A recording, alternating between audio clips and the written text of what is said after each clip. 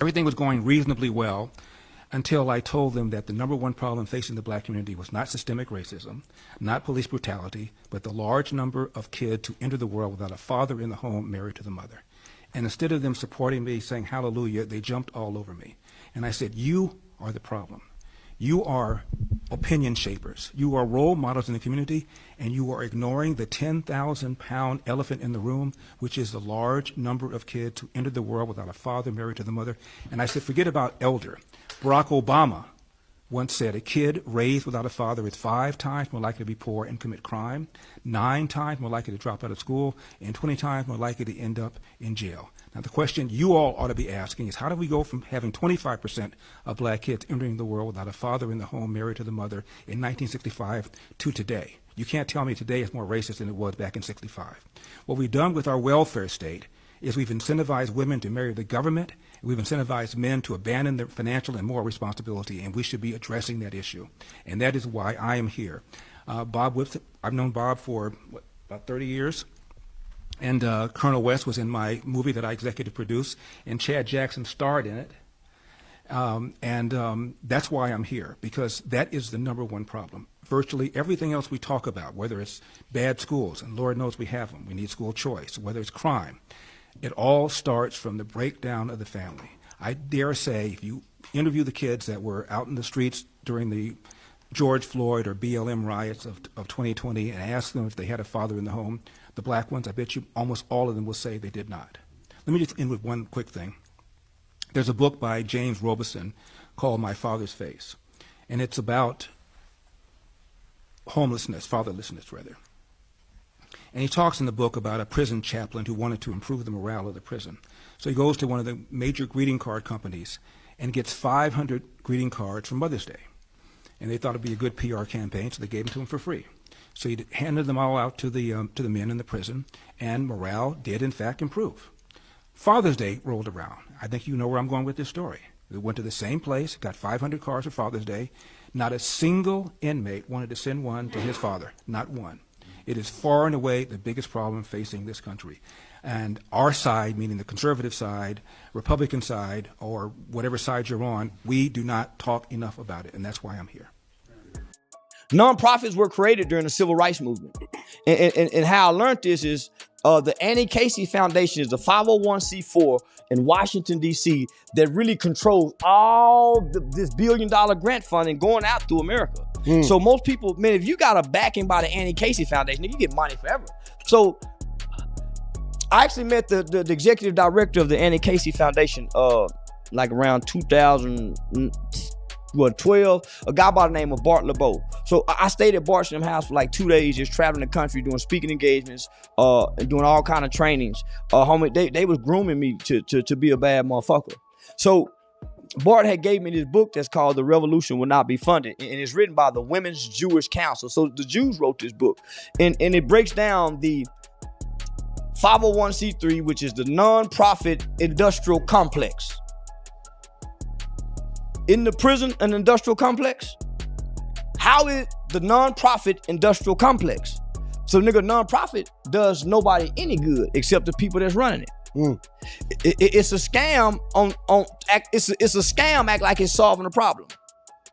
So the real play is to continue to give funding, and that's one of the reasons why they don't really want crime to stop, because they can then use that to make sure. Not only that, man, you hitting it on the head. So let me just break it down for you. So this book breaks it down why they was created, the when, the how, and nonprofits was created to hinder and control social movements.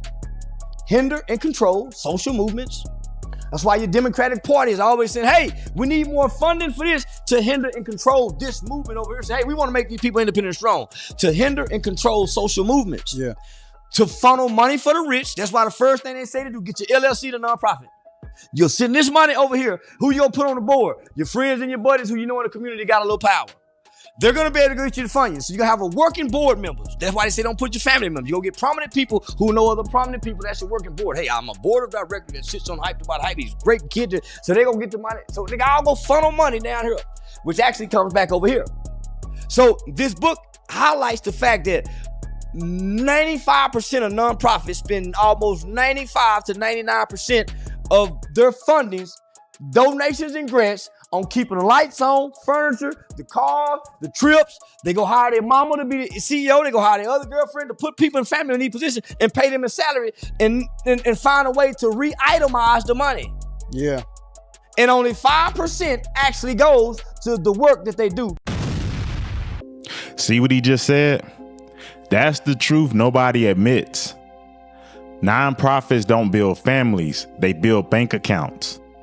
Social programs don't strengthen fathers, they replace them. The government figured out it don't need men when it can fund programs. Feminists cheer it on, politicians profit off of it, and fathers get shown the door. Let me show you how that play works and why society keeps collapsing.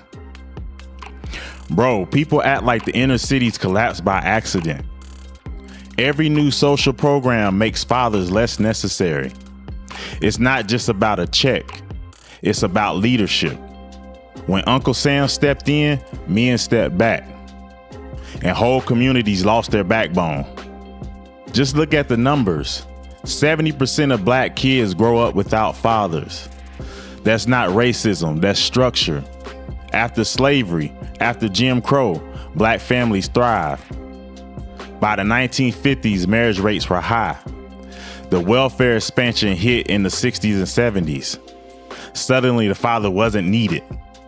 The states paid the bills. But it wasn't just the paycheck. It replaced the role. The government became the provider, the protector, the law and order daddy. And when that happened, men stopped leading. And here's the fallout nobody wants to talk about. Kids without dads are more likely to end up in jail. Boys without fathers more likely to drop out of school. Girls without fathers are more likely to get pregnant young. That's not me making it up. That's the data. But you don't even need the stats, bro. You see it in the hood every day. Crime goes up. Graduation rates go down. The streets become the father. That's what happens when programs replace men. And here's the real kicker. Feminists and weak men keep pushing prison reform instead of father reform. They want to tinker with bail reform, sentencing conditions, but none of those stop the pipeline. The pipeline starts at home. No fathers equal more crime. Instead of fixing the cause, they patch the symptom. That's like taking metformin for diabetes instead of losing weight and eating healthy. Looks like progress, but the disease never leaves. And it's always scapegoats, bro. They blame the prison system. They blame food deserts. They blame bad schools. But none of that is the root.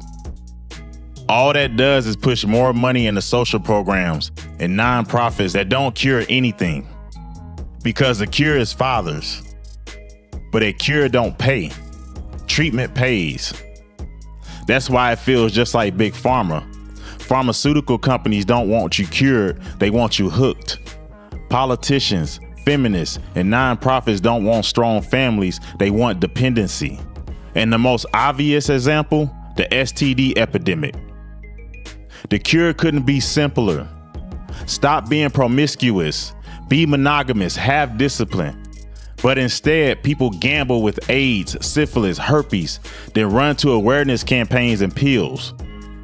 Just like fatherlessness, the cure is obvious, but cures don't pay. Chaos pays, dependency pays, programs pay. And the feminists know this, because if men take their place again, all these fake reforms or programs collapse overnight. That's why feminists keep pushing for more programs, because they're terrified of the nuclear family. That's the one place where men's leadership is respected and required. So they cheer for housing vouchers, loan forgiveness, free childcare, anything but a husband and father. They'd rather see women married to the government than to a man. Take Kansas City under Quentin Lucas. Zero fare buses, housing trusts, grocery subsidies. On paper, sounds nice, but who do those really replace? Fathers, leaders, entrepreneurs. Here's the real though. A mayor is supposed to be the CEO of a city. keep the city in the green, secure stadium deals, attract business, keep it safe and profitable. Instead, Lucas plays social worker, handing out programs that create dependency. And that's why he looks like a hero. Because, bro, if he actually pushed fatherhood and accountability, they'd call him a failure. But hand out dopamine and dependency, suddenly you're a success. So is Lucas really the problem, or is he just giving the inner city what it's been trained to crave? Everybody swears the inner city struggles because of racism. Nah. Look at the suburbs. Same state, same taxes, different results. Why? Because families stay intact. Parents show up at schools. Fathers lead. It ain't race, it's mindset. Suburbs prove structure beats scapegoats every time. And here's the raw truth. Social programs and nonprofits are pacifiers. They calm survival mode, but they don't build strength. And dependents, they never get satisfied. The more they get, the more they expect. That's how you trap people. Not in poverty, but in dependency. And these programs, they ain't free. They blow up deficits while padding politicians and nonprofit boards. Programs don't love the people. Nonprofits don't love the people. They use the people. The church got in bed with the state because church and state are separate. Yeah. When our state gave our church a 501c3, a tax exempt status, now they in the bed together. A church don't need a tax exempt status. So that's why you see a lot of black people who get nonprofits end up in prison because they don't know this. They don't know, nigga, you have to account and itemize if you have to be accounted for, but they go get a Cadillac. They start going out to eat. They don't know to write this up as this. I learned hanging with the white people, if you write it up as this, you can beat the radar. So this wasn't created to really help you. That's why the people who got it, that's really getting the money, they're not visible, really helping. And the people that's really helping don't get the money because they'll solve the problem. Facts. And let's be real. The church don't want fathers leading either. Why? Because strong men cut into their control. Women keep the pews full, tithes flowing, no questions asked. But a real father in the home don't need a preacher to raise his kids. That's why the church, the state, and the nonprofits all line up together. Fatherlessness funds them all.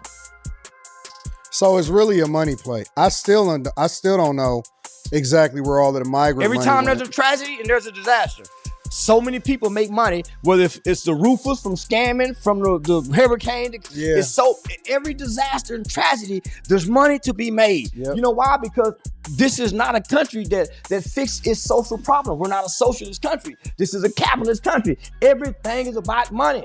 If he die, did you get the video so we can make some money off of it? Yeah. Niggas yeah. ain't about fixing, niggas about money. And once Americans realize that, nigga, you're a consumer, you ain't a citizen, get with capitalism and you fix all your problems. Exactly. Every crisis become a cash grab.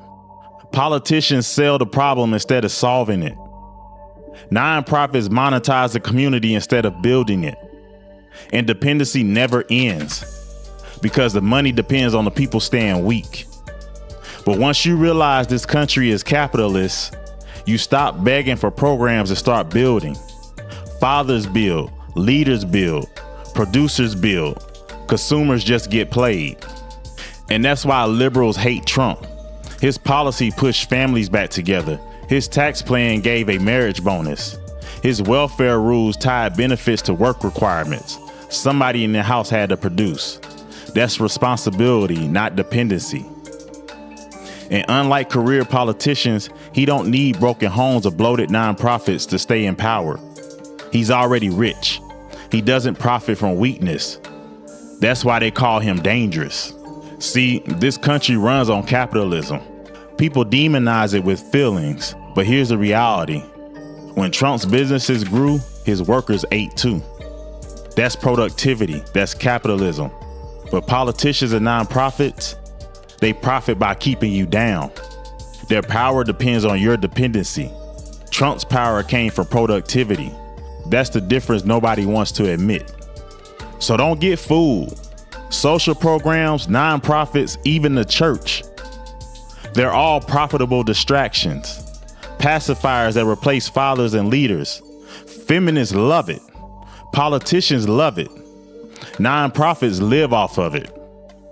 But families, they get weaker every time. Now let me ask you, bro. Can social programs ever replace fathers? Or is it the biggest lie of our generation? Drop your answer below and hit the subscribe if you want the uncut barbershop talk.